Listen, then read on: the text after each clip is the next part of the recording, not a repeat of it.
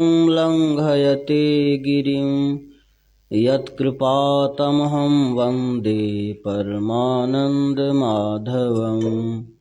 वन्दे गुरुपदकञ्जकृपासिन्धु नररूपहरि महामोहतमपुञ्ज जासु वचन रविकर निकर। धन्य धन्य सतगुरु सुखद महिमा कही न जाय। जो कछु कहूँ तुम्हारी कृपा मोते कछु न बसाय। अव्यक्त रूप में विराजमान परमाराध्य के युगलपाद पद्मों में कोटि सा नमन। व्यक्त रूप में मंचासीन पूज्य बाबागण, सत्संग प्रेमी सज्जन वृंद, माताओं बहनों, दूर दूर बैठकर सुनने वाले सभी को मेरा प्रणाम।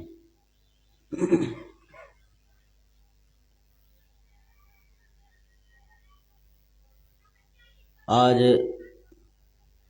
रविवार है और प्रातःकालीन सत्संग में उपस्थित होकर हम लोग स्तुति प्रार्थना के पश्चात उपनिषद वाणी सुन रहे थे। फिर कबीर साहब की वाणी हम लोग सुने, गुरु महाराज की वाणी सुने। उपनिषद में आया, यदि शैल समम पापम विस्तीर्णम बहुयोजनम विद्यते ध्यान योगेन नान्यो भेदः कदाचन।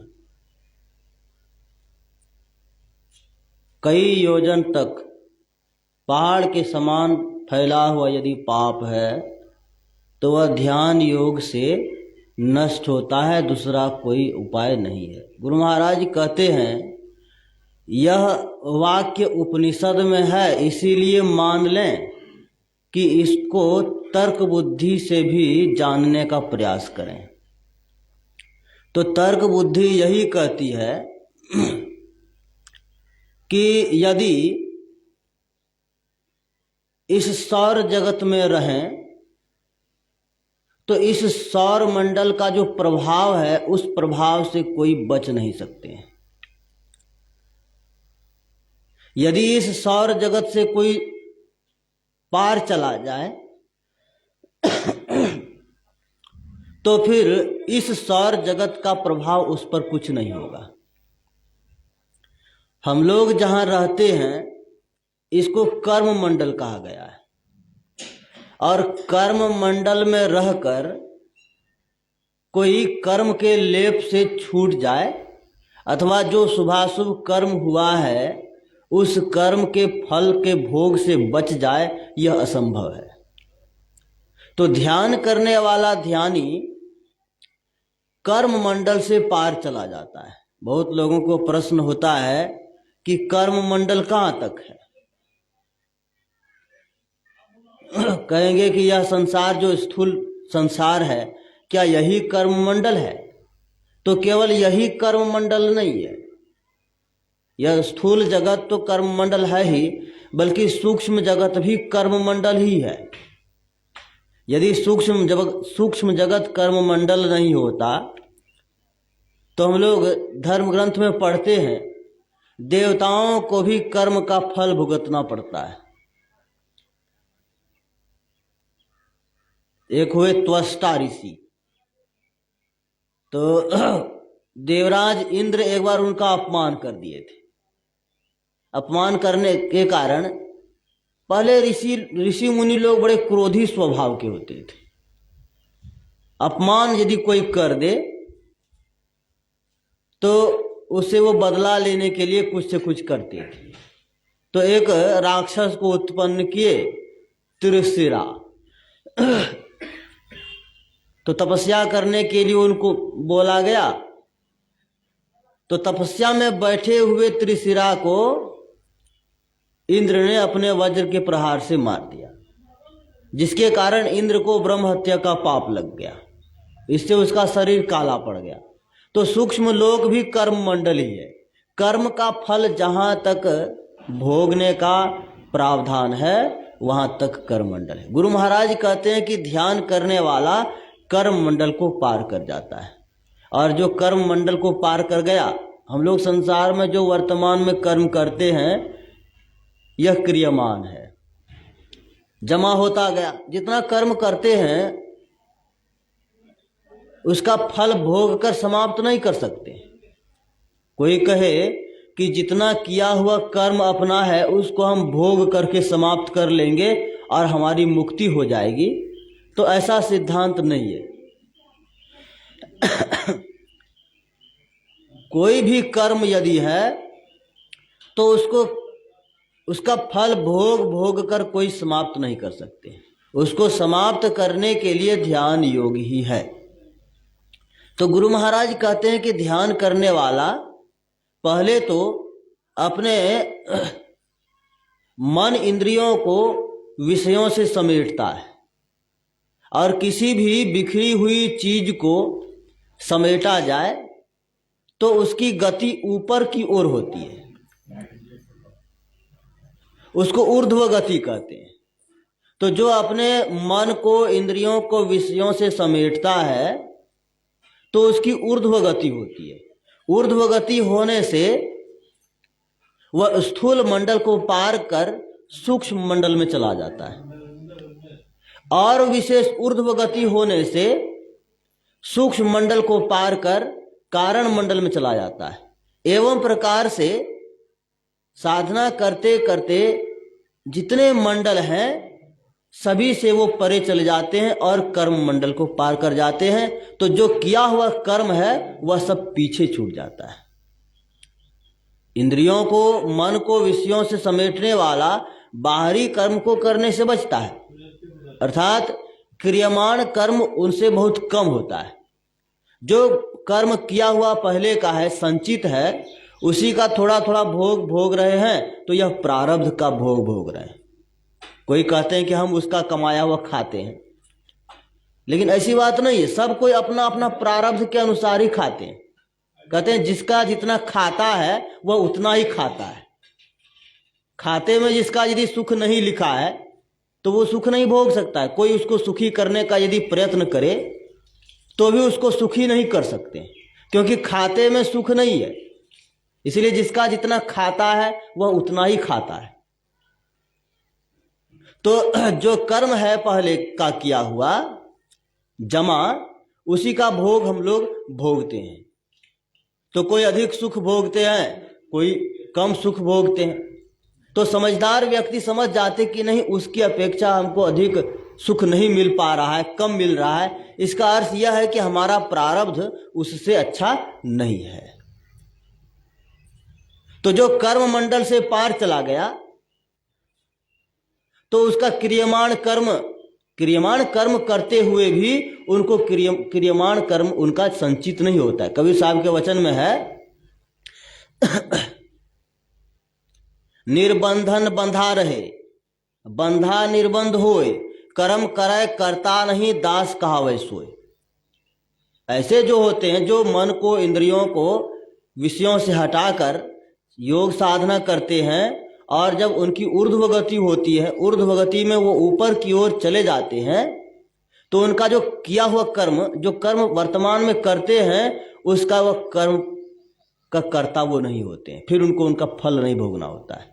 तो इस तरह से क्रियामान कर्म तो उनका छूट गया, और जो संचित कर्म है, जो प्रारब्ध बनता है, वह ध्यान करते करते उस कर्म मंडल को पार कर गए, तो संचित किया हुआ कर्म जो था वह भी इधर पीछे छूट गया। तो इस तरह से पाप और पुण्य दोनों कर्मों से वह निर्लिप्त होकर के उत्तम दशा को प्राप्त कर जाते हैं। तो संतों की यही वाणी को सुनने समझने के लिए हम लोग सत्संग बराबर किया करते हैं। फिर आगे सुनाया गया, बीजाक्षरम परम बिंदुम नादम तस्योपरि स्थितम स शब्दम चाक्षरे क्षिणे निःशब्दम परमम पदम। बीजाक्षर क्या है? तो परम बिंदु। अक्षर का बीज है परम बिंदु। हम लोग जो देखते हैं संसार, तो क्या संसार पहले इतना बड़ा था? इसका बीज क्या है? हम लोग लिखते हैं ब्लैक बोर्ड में या वाइट बोर्ड में या कॉपी में लिखते हैं। लिखते समय कलम जब रखते हैं तो पहले एक छोटा सा चिन्ह होता है, उसको बिंदु कहते हैं। तो सृष्टि का जो बीज है अर्थात दृश्य जगत का जो बीज है उसको कहते हैं अक्षर का बीज, अर्थात वह परम बिंदु है।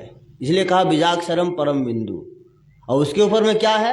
तो नादम, नादम तस्यो परिस्थितम, उसके ऊपर में नाद है। जो बिंदु, गुरु महाराज कहते हैं जो बिंदु को ग्रहण करेगा वह नाद को भी ग्रहण करेगा, क्योंकि बिंदु में तह नाद बोले रैन दिवस सुहावनम। जहाँ बिंदु है वहाँ नाद है। जैसे जहाँ जलधरी है वहाँ शिवलिंग है।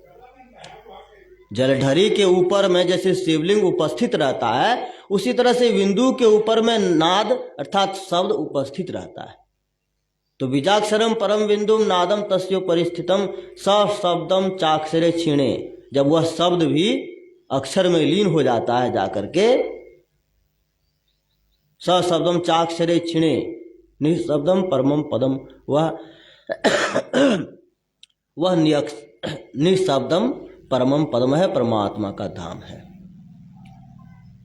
तो जिसकी ऊर्ध्व गति होगी वही उस निशब्द परम पद को प्राप्त करेगा, और जिसकी ऊर्ध्व गति होगी वह पूरा इस संसार का जितना भी किया हुआ कर्म है उसको छोड़ते हुए वह आगे बढ़ेगा। कबीर साहब की वाणी में हम लोग सुन रहे थे, गगन की ओट निशाना है।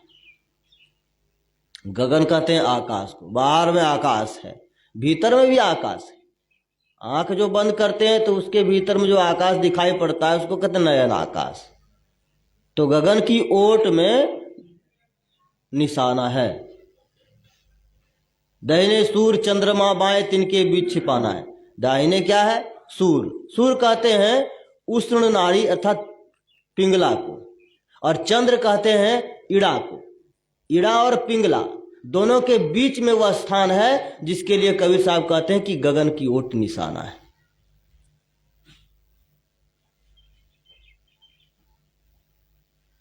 दाहिने सूर्य चंद्रमा, बाएं तिनके बीच छिपाना है। उन दोनों के बीच में क्या छिपा है? तो सुषुम्ना, सुषुम्ना छिपा हुआ है, उसका ज्ञान नहीं है। तो इसी का ज्ञान कराते हैं गुरु।